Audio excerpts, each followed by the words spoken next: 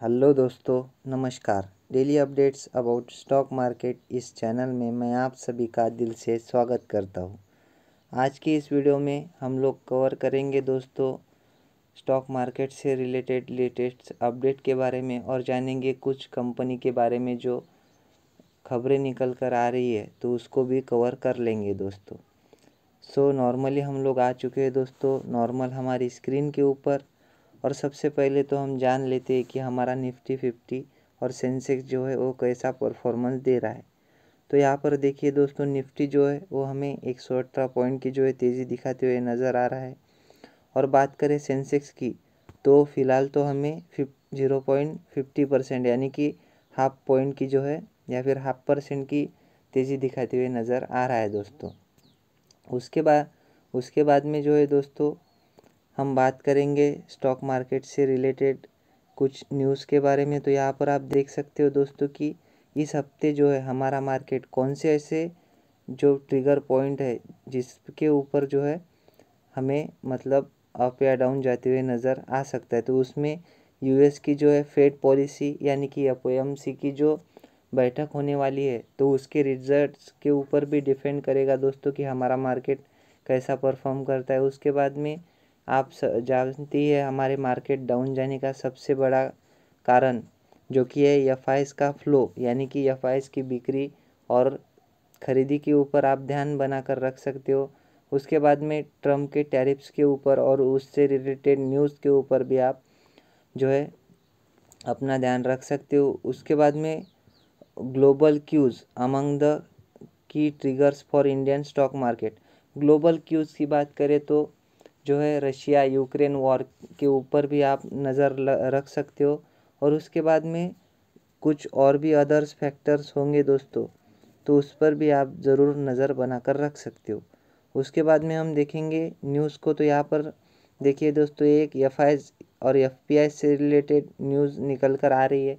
तो यहाँ पर सिर्फ एफपीआई का ही डेटा बताया गया है कि एफपीआई ने जो है वो इंडियन स्टॉक्स मार्केट से लगभग 30,015 करोड़ का जो है मतलब माल की जो है बिक्री या फिर शेयर्स की बिक्री करते हुए नज़र आ रहे हैं।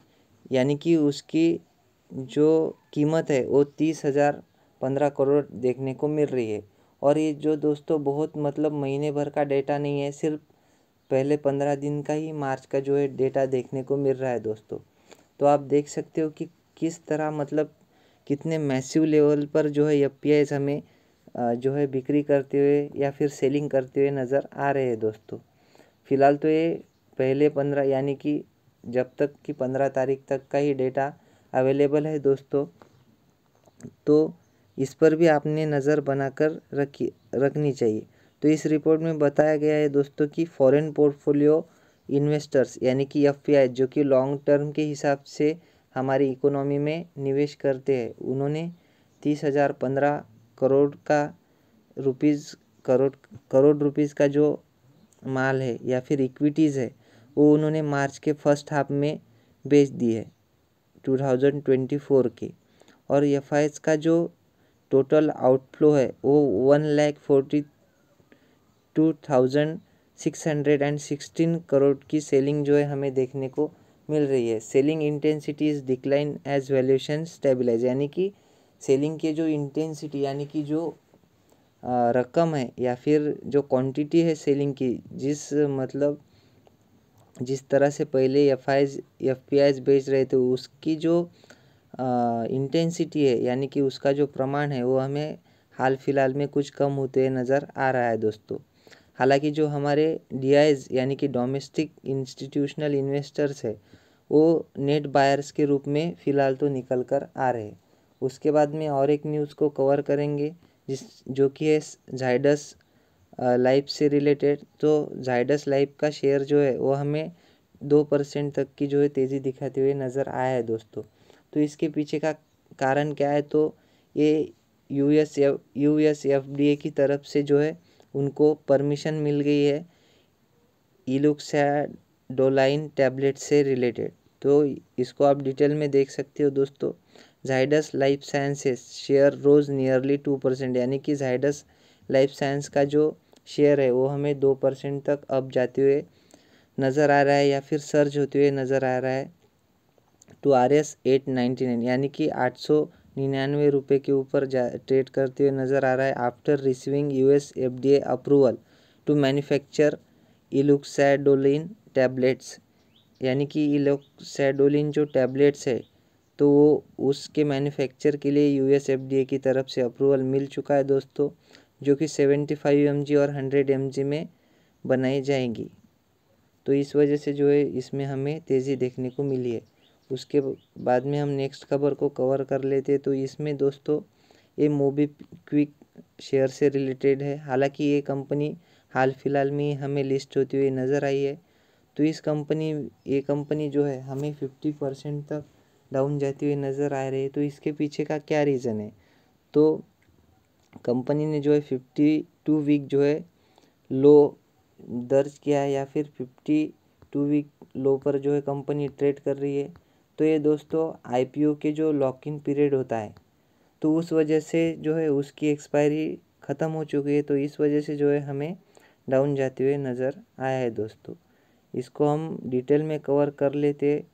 तो यहाँ पर जो है तो उसका जैसे कि लॉक इन पीरियड रहता है कि 130 या फिर 50% जो आप कह सकते हो, तो उसके लिए जो है 30 दिन का रहता है और 100% माल जो है वो आप 90 डेज़ के बाद में बेच सकते हो, यानी कि 3 मंथ्स के बाद में। तो उसका जो है 3 मंथ का जो लॉक इन पीरियड है वो हमें ख़त्म होते हुए नज़र आ रहा है। तो इस वजह से जो है 46 लाख शेयर्स और 6% जो शेयर्स है वो हमें ओपन मार्केट में जो है सेल होते हुए नज़र आए हैं दोस्तों। तो ये किसी बड़े निवेशक ने ही बेचा होगा दोस्तों, तो इस वजह से शेयर हमें 50% डाउन जाते हुए नज़र आया है। उसके बाद में देखा जाए तो दोस्तों ऐसा तो मतलब ET पोल्स का ऐसा, यानी कि इकोनॉमिक टाइम्स के जो पोल्स है तो उनका ऐसा मानना है कि 25 बेसिस पॉइंट का रेट कट जो है अप्रैल में शायद हो सकता है। यानी कि इनका मानना है पोल्स का, या फिर पोल्स के ऊपर ऐसा अंदाज़ा लगाया गया है कि आने वाले जो अपनी फेड की मीटिंग है तो उसमें 25 बेसिस पॉइंट्स का जो है रेट कट होते हुए हमें नज़र आ सकता है। तो उसके पीछे का रीज़न क्या है दोस्तों? तो कूलिंग इन्फ्लेशन, यानी कि इन्फ्लेशन जो हमें कूल होते हुए नज़र आ रहा है, तो इसकी वजह से जो है ऐसा अंदाज़ा लगाया जा रहा है दोस्तों।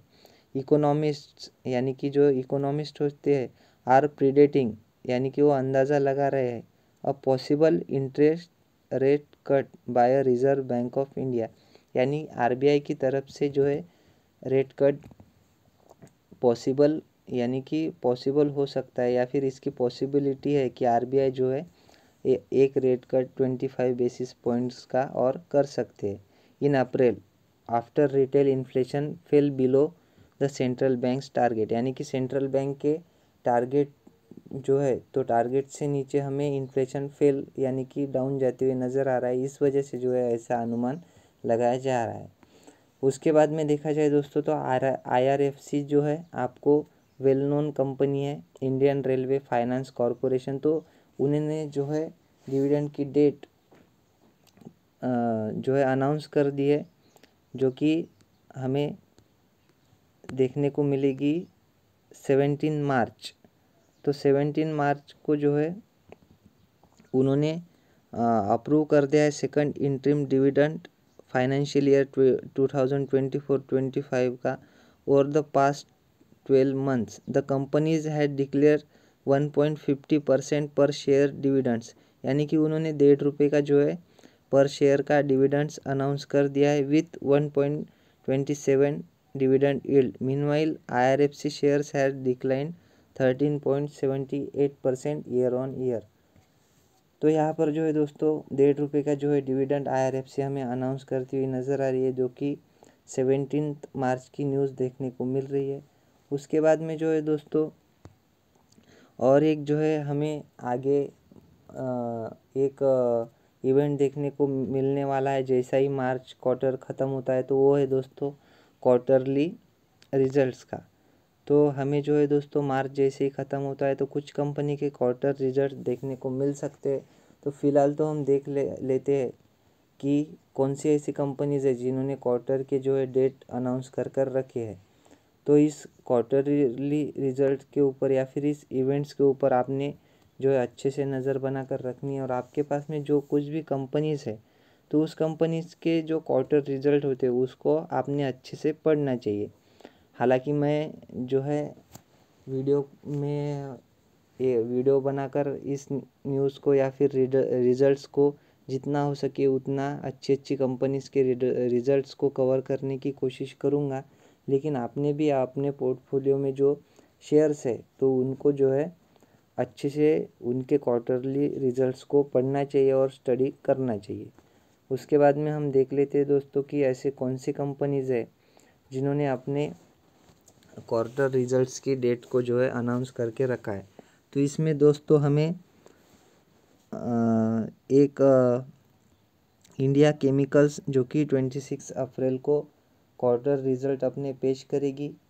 उसके बाद में अल्ट्राटेक सीमेंट जो कि 28 अप्रैल को अपना क्वार्टर रिजल्ट अनाउंस करती हुई नज़र आएगी। उसके बाद में आईटी कंपनी कोफोर्ज वो हमें 5 मई को जो है अपने क्वार्टरली रिजल्ट पेश करती हुई नज़र आएगी दोस्तों। तो आज की वीडियो में बस इतना ही दोस्तों, मिलते हैं नेक्स्ट वीडियो में। वीडियो आपको कैसी लगी वो कमेंट्स में ज़रूर बताइएगा, और आपके कुछ डाउट्स भी होंगे तो वो भी आप कमेंट्स में पूछ सकते हो। और कुछ मतलब शेयर्स से रिलेटेड भी डाउट्स होंगे या फिर उसके बारे में आपको वीडियो चाहिए, वो ऐसे डाउट्स को भी आप कमेंट्स में बता सकते हो। मिलते हैं नेक्स्ट वीडियो में, तब तक के लिए धन्यवाद, बाय बाय।